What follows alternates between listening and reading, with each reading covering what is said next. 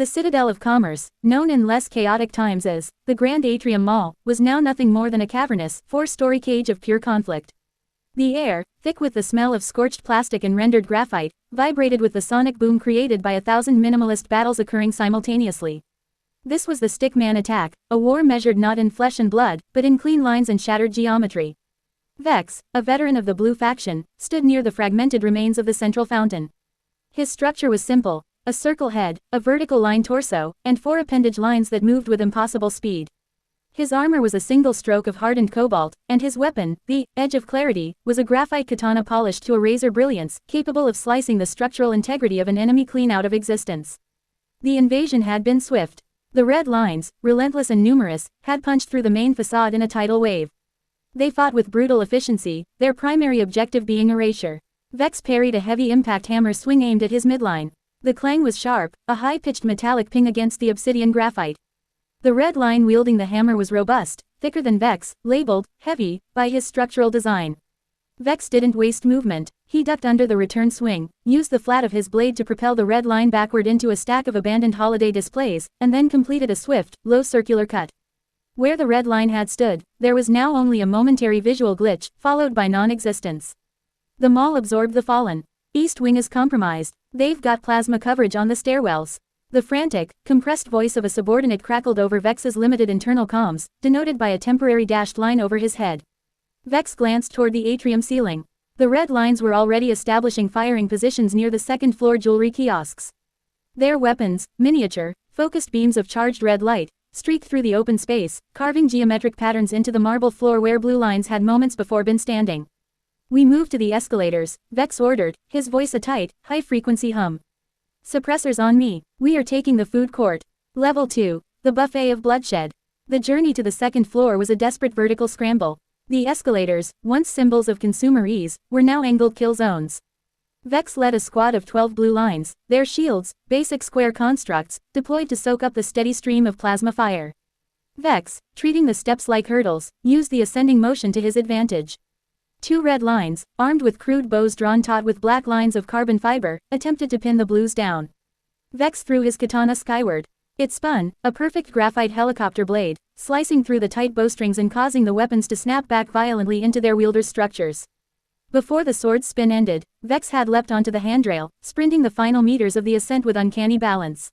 He retrieved his katana with a smooth catch and slammed into the 2 archers, erasing them from the geometry.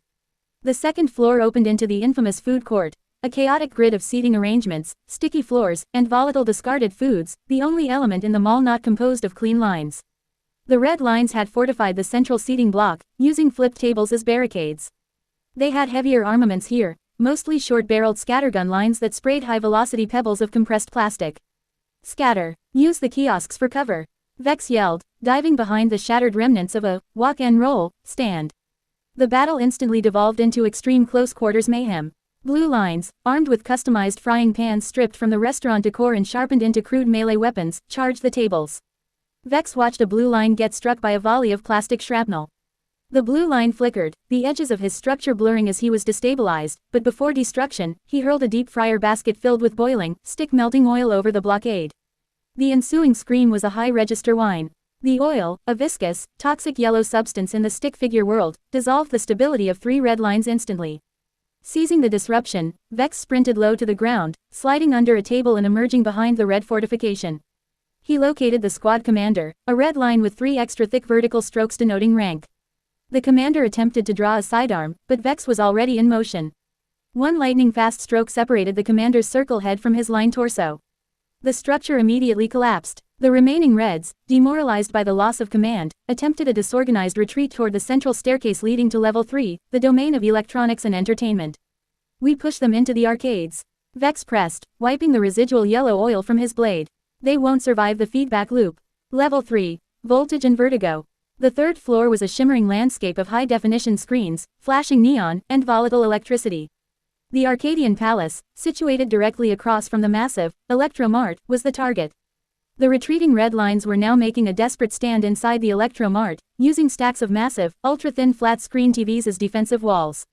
Vex's group was reduced to 6, but they possessed the momentum. Vex grabbed a discarded length of heavy-duty copper wiring, wrapping it around his hand and charging the wire with the exposed current from a nearby gaming console dock. Charge! The blues hit the electromart with a thunderous impact, shattering the fragile TV barricades. The noise was deafening, 1,000 sharp shatters followed by the high-frequency hum of exposed circuits. Vex used the charged copper wire like a whip. It cracked through the air, hitting a red line's chest line. The red line flashed blindingly white, the current overwhelming its simple circuit structure, erasing it with a silent, blinding pop. But the Reds had anticipated this. Their ranged specialists, operating from behind the counter, unleashed a barrage of high-energy plasma bolts, utilizing the store's power output to amplify their weapons. One bolt struck the large plasma screen display advertising the newest graphics card. The screen exploded in a starburst of glass-lined shrapnel. The shrapnel flew everywhere, scoring Vex's left arm line. It felt like being scraped with diamond, painful, but not critical. Suddenly, a red line armed with a heavy-duty laser pointer, a terrifyingly precise weapon, took aim at Vex. Vex dropped instantly, flattening himself against the static-charged carpet. The red beam sizzled past, missing Vex but hitting the exposed copper wiring held by the blue line next to him. The resulting power surge caused the unfortunate blue line to momentarily expand into a distorted, jagged square before collapsing into dust. Too much power, too tight a space, Vex realized. The Reds were using the environment against them, leveraging the high voltage. Retreat. Utility corridor. Now, we need elevation, Vex commanded, pulling the remaining blues back. They fled through the emergency exit doors, standard green line constructions that led into the dark, labyrinthine service corridors behind the department store section. This was the spine of the mall, rarely accessed, filled with ventilation shafts, damp boxes, and discarded cleaning supplies. Level 4. The roof of refuse. The service corridor was Vex's element. It was dark, relying less on kinetic energy and more on placement and cunning. They moved silently, using the discarded infrastructure as cover.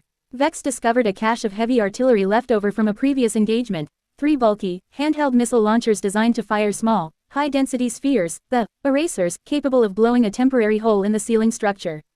Vex distributed the launchers. Their destination was the highest point of the mall structure, the vast, glass dome ceiling of the luxury department store, level 4. They emerged from a maintenance hatch directly onto the pristine, yet currently vandalized, selling floor of Haute Lines, the most exclusive clothing store. Below them, they could see the entire scope of the war. Level 3 was a churning electronic storm, Level 2 was still locked in viscous melee combat, and Level 1 was completely overrun by red reinforcements pouring in. But the Reds were here, too. A patrol of elite red lines, clad in reflective, silver armor, guarded the access point to the glass maintenance walkways of the dome. Vex signaled for silence. They were heavily outnumbered, perhaps 6 against 20. Stealth was vital. Vex took point. He used a discarded length of silk fabric, a soft, flexible material that deadened sound, to distract the nearest guard. He threw the fabric high, causing the guard to look up. In that microsecond, Vex closed the distance and used his katana not to slice, but to hook the guard's structural stability line. With a precise tug, the line was pulled loose, causing the guard to instantly dissolve without a sound. The subsequent 3 guards fell in equally silent movements, dispatched by the other blues using improvised garrots fashioned from titanium coat hangers. They reached the catwalk beneath the dome. Above them, the massive glass ceiling stretched, providing the last, best view of the apocalyptic sky. The mall was designed to be beautiful, now, it just looked fragile. Vex aimed one of the eraser missile launchers at the highest, thickest support pillar anchoring the dome. "We take down the roof," Vex stated simply. "It will bury the center line of their attack and give the survivors a window to regroup on the lower levels." "It will bury us too, Commander," a blue line noted, his head circle trembling. "We have 2 minutes to get to the vents. Fire, and run." Vex took the first shot. The eraser missile was a sphere of pure kinetic force. It impacted the central pillar with a resounding crack. The thick, supportive line buckled, groaning under the sudden structural weakness. The sound instantly alerted every red line within a 5-story radius. They swarmed the department store floor below, looking up, their expressions simple circles of fury. The other 2 blues fired their erasers. The second missile hit the opposing load-bearing strut. The third hit the connecting architrave. A chilling sound began, the sound of 10,000 square feet of reinforced glass and steel structure beginning to fail. The red lines below began to ascend rapidly, utilizing grappling hooks and high-powered line jumpers. They knew what Vex was attempting. They had seconds to stop him. Vex saw his window of opportunity closing. He grabbed a massive, decorative metal hook, part of a discarded mannequin display, and swung himself across the collapsing section of the catwalk toward the main ventilation shaft entrance. He was the last one across. As he reached the lip of the vent, a massive force struck the catwalk behind him, the entire silver-armored elite squad, leaping across the gap. They were faster than Vex had anticipated. Vex turned, his bat pressed against the curved lip of the ventilation shaft. His blues were already inside, ready to pull him through. He faced the silver-armored red captain, who was armed with two massive, energized spiked knuckles. The captain didn't speak, he just raised the deadly weapons. Vex knew this was the end of his fight, win or lose. He initiated the final stage of the collapse. He reached into his belt and pulled out a single, perfectly spherical fragmentation grenade. This wasn't an eraser, this was a destabilizer, a bomb designed not to destroy the geometry, but to corrupt it. As the red captain launched himself forward, Vex shoved the grenade into the massive crack created by the first eraser missile strike. Now, Vex whispered, and dove headfirst into the vent. Epilogue. The line in the dust. The explosion was not loud, but thorough. The destabilizer's payload was pure chaotic energy. It didn't slice the line of the pillar, it rendered it unreliable. The support structure instantly lost definition, turning into a fuzzy, undulating scribble. The rest of the glass roof, already stressed, couldn't hold. Vex tumbled down the ventilation shaft, the sound of the world being crushed reverberating around him. It sounded like the world's largest sheet of paper being crumpled. He landed hard, sliding out onto the top of a pile of old linens in the basement storage, coughing up dusty lint. He was scratched, severely depleted, and his katana was bent, the graphite edge chipped. Above him, the sound of the battle had changed entirely. The screams of the red lines were cut short by the impact, the sound of tons of structural geometry collapsing onto the central food court and atrium. Vex crawled out of the storage room. He found his remaining blues, equally traumatized. They stared at a flickering surveillance monitor, part of the old security system that still miraculously functioned. The monitor showed a massive void in the center of the mall structure, reaching from the roof all the way to the ground floor. Thousands of red lines, the central thrust of their invasion, had been crushed under the collapse. The battle had been fractured, the red command buried. Vex leaned against the cold concrete line of the basement wall. His vision was shaky, his simple circle head feeling massive and heavy. "Report," Vex rasped, checking his structural lines. "We live, Commander," replied the blue line next to him. "But the fight isn't over. They'll regroup." Vex stared at the monitor, focusing on the scattered, surviving red lines beginning to mobilize on the edges of the chaos.